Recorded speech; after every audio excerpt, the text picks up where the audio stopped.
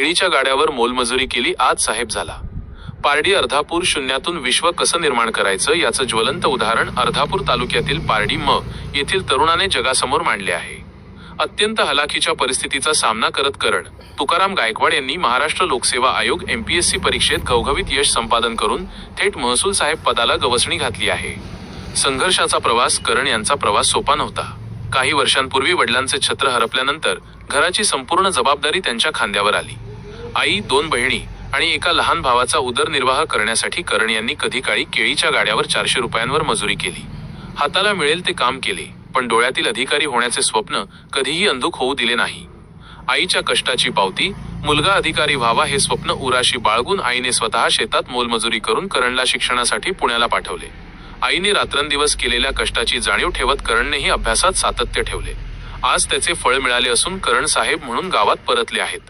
पुढील ध्येय. सध्या महसूल विभागात निवड झाली असली तरी करण यांची वाटचाल इथेच थांबलेली नाही.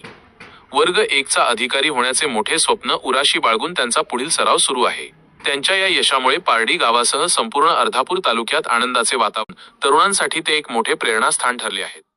ARD डेली लाईव्ह लाईक करा, शेअर करा, सबस्क्राईब करा.